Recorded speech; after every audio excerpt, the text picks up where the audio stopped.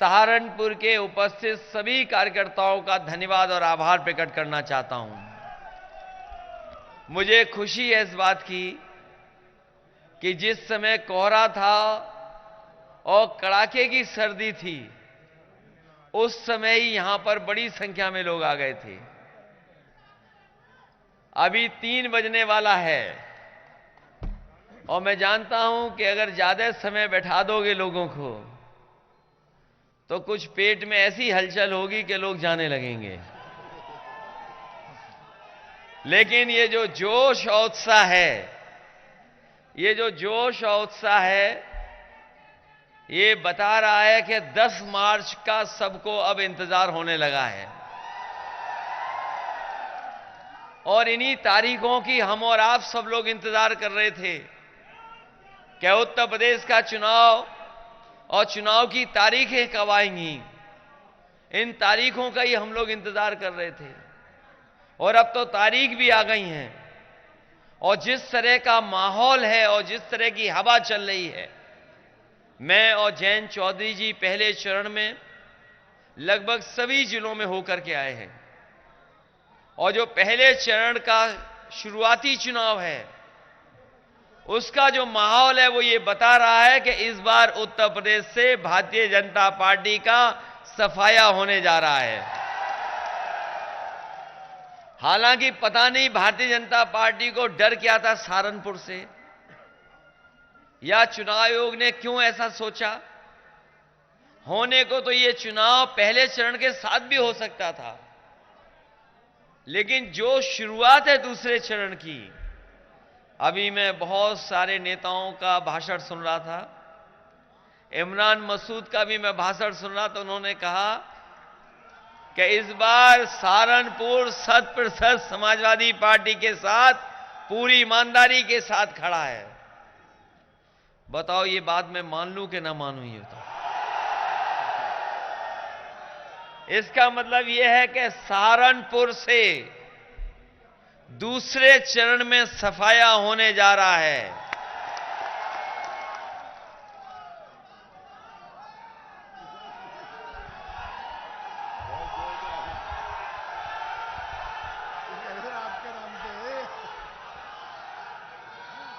ये मैं धन्यवाद देता हूं।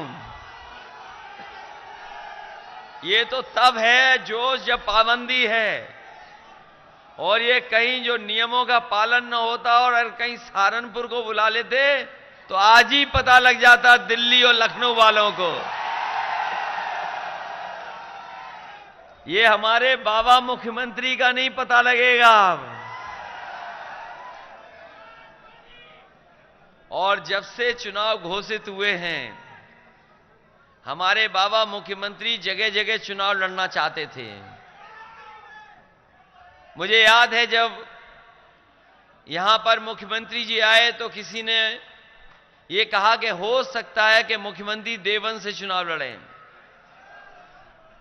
ये बातें आई कहीं से निकल करके, और कुछ लोगों ने कहा कि देवबंद से चुनाव लड़ेंगे।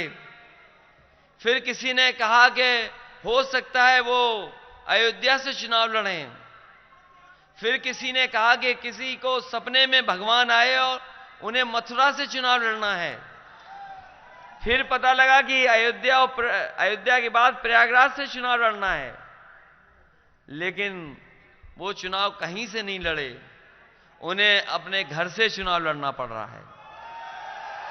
जो चुनाव से पहले अपने घर पहुंच गया हो, जो वोट पड़ने से पहले अपने घर गोरखपुर पहुंच गया हो, तो बताओ 10 मार्च को उन्हें गोरखपुर में भेज दोगे कि नहीं भेजोगे वापस? भारतीय जनता पार्टी से झूठी पार्टी कोई नहीं है। ये बात मानते हो कि नहीं मानते हो? भारतीय जनता पार्टी का काम है झांसा देना। भारतीय जनता पार्टी का काम है झगड़ा लगाना। भारतीय जनता पार्टी का काम है झूठ बोलना। और उनके नेता अगर छोटे हैं तो छोटा झूठ बोलेंगे, बड़ा नेता है तो बड़ा झूठ बोलेंगे, और अगर उनसे बड़ा है और सबसे बड़ा नेता है तो सबसे बड़ा झूठ बोलेगा। अभी उनके एक दिल्ली वाले मंत्री आए, उनके दिल्ली वाले मंत्री आए और कह रहे थे कि अखिलेश जरा कान खोल करके सुन लो। उन्हें पता ही नहीं कि हम लोगों ने तो बहुत पहले ही कान खोल के रखे हैं, केवल नाक और मुंह बंद की थी। एक बड़े नेता उनके आए, उन्होंने कहा कि कान खोल करके सुन लो। तो हम उनसे ये कहना चाहते हैं कि जब से ये वैश्विक महामारी आई है, तब से हम लोगों ने नाक और मुंह बंद कर रखा है। हमारी आंखें भी खुली हैं, कान भी खुले हैं, लेकिन आपके नाक मुंह तो बंद थे। लेकिन इस बार 10 मार्च को आपके आंखें भी खुल जाएंगी और कान भी खुल जाएंगे। और जो लोग ये दावा कर रहे हैं कि गरीबों के घर बिजली पहुंचाई है, ये बिजली तो जरूर पहुंचाई है, लेकिन बिजली का बिल जब आता है तो बताओ गरीबों को करंट लगता है कि नहीं लगता है? इसलिए जिन लोगों के कान साफ नहीं है वो कान साफ कर लें। समाजवादी पार्टी ने कहा है कि इस बार 300 यूनिट फ्री बिजली होगी, किसी को बिल नहीं देना पड़ेगा। और साथ ही साथ हमारे किसानों के लिए जो सिंचाई का बिल है, पहले भी सिंचाई माफ थी और इस बार भी समाजवादी सरकार बनेगी तो बिजली माफ होगी, सिंचाई की कोई भी पैसा किसानों को नहीं देना पड़ेगा। ये हमारे कर्मचारी लोग हैं, समय समय पर हम लोगों से मिलते थे, आंदोलन कर रहे थे और बड़ी संख्या में कर्मचारी हैं सरकारी। उनकी मांग थी कि पुरानी पेंशन बहाल हो और पुरानी पेंशन को लेकर के वो लगातार आंदोलन कर रहे थे। किसी दल, किसी पार्टी ने नहीं सुना उनके बारे में, लेकिन समाजवादी पार्टी ने तय किया है कि इस बार सरकार बनेगी तो पुरानी पेंशन बहाल कर करके हम अपने सरकारी कर्मचारियों की मदद करने का काम करेंगे। इधर महंगाई बहुत बढ़ी है और लगातार महंगाई बढ़ रही है। महंगाई महसूस की कि नहीं की? सुना है बीजेपी के लोग डोर टू डोर कैंपेन कर रहे हैं। बीजेपी के लोग जहां प्रचार कर रहे हैं वो डोर टू डोर कैंपेन कर रहे हैं। यहां इसलिए कैंपेन नहीं कर रहे क्योंकि यहां सीट उन्हें मिलने वाली नहीं है। मैं तो कहूंगा कि जहां डोर टू डोर कैंपेन कर रहे हैं, अपनी माताओं बहनों से कहूंगा कि घर में जो खाली सिलेंडर रखा हो वो भारतीय जनता पार्टी को दे देना इस बार। और वो सिलेंडर भी लाल रंग का है, अपने आप घबरा के चले जाएंगे वो लोग। ये लोग कहते थे कि हवाई चप्पल पहनने वाला हवाई जहाज में चलेगा,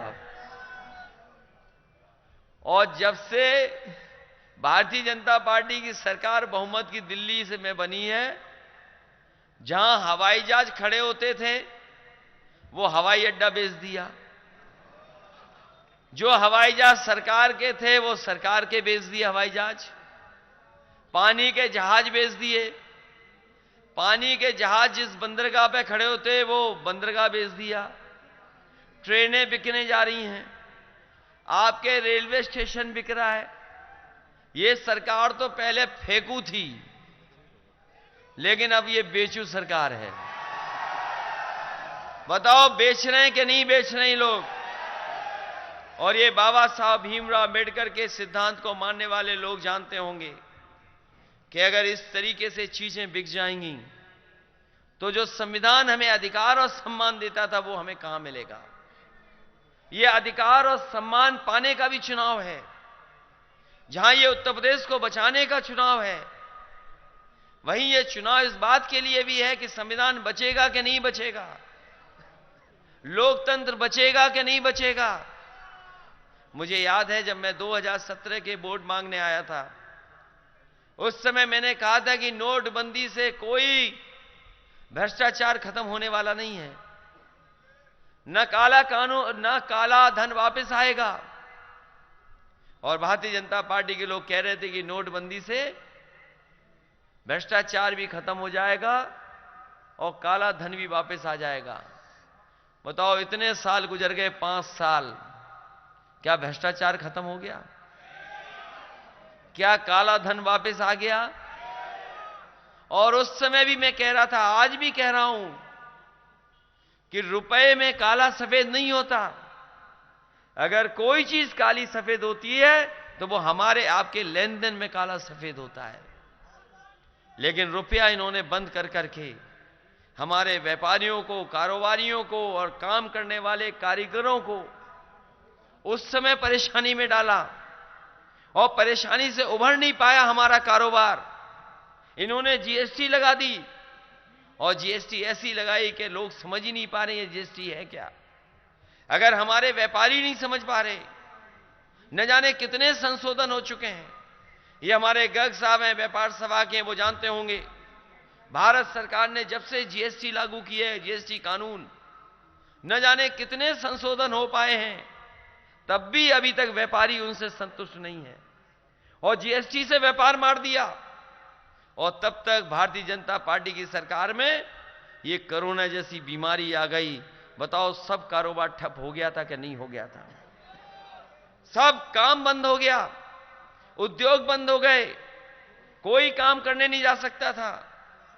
अगर किसी ने मेहनत की उस समय में तो हमारे वो किसान थे, चाहे कितनी भी पाबंदी लगी हो, लेकिन हमारे किसानों ने अपना खेत नहीं छोड़ा, खेती नहीं छोड़ी, वो लगातार मेहनत करते रहे। उसी का परिणाम है कि हमारी अर्थव्यवस्था बच गई, वरना हमारे देश की अर्थव्यवस्था नहीं बचती।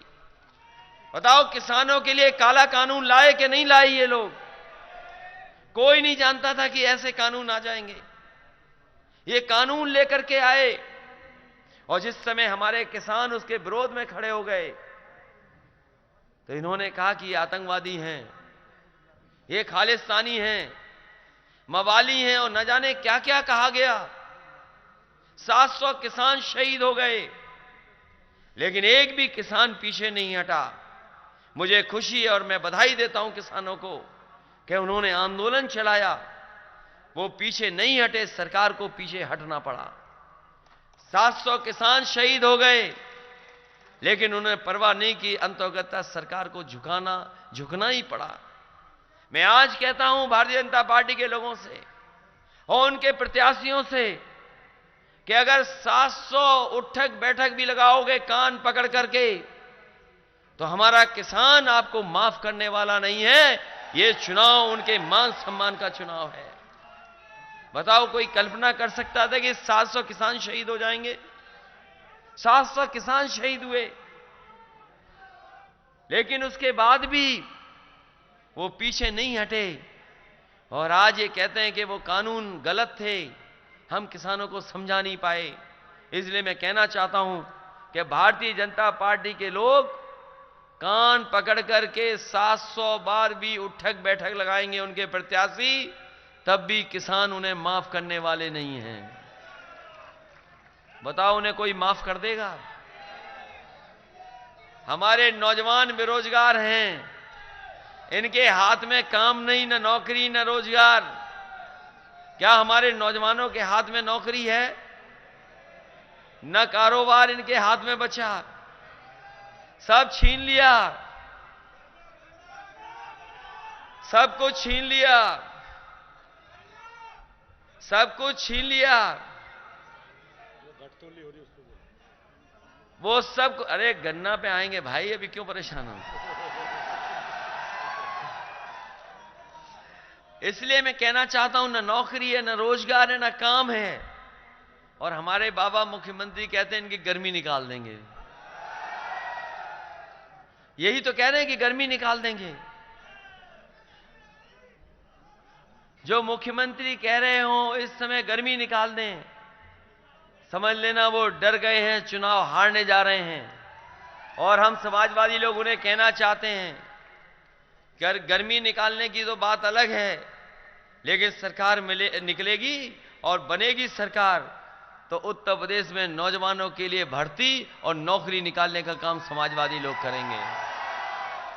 और गर्मी पे मैंने कहा, जो लोग थोड़े बहुत जानकार होंगे, मैकेनिक होंगे, जो समझदारी रखते हैं, वो जानते होंगे फ्रिज में एक कंप्रेसर होता है, वही फ्रिज को ठंडा करता है। क्या हमारे बाबा मुख्यमंत्री कंप्रेसर हैं क्या?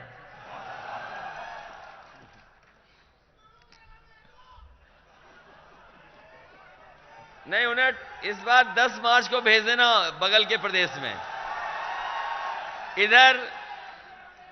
इधर हमारे बाबा मुख्यमंत्री ने लखनऊ में स्मार्टफोन बांटे थे और लैपटॉप बांटे थे, टैबलेट बांटे थे। बताओ, आप में से किसी को मिला हो तो बताओ, कहां बांटते रहे ये लोग? और आपको इसलिए नहीं बांटे क्योंकि बाबा मुख्यमंत्री हमारे खुद नहीं लैपटॉप चलाना जानते। अगर वो चलाना जानते होते तो बांटते। और इधर जानकारी मिली है कि लैपटॉप के साथ साथ वो स्मार्टफोन भी नहीं चला पाते।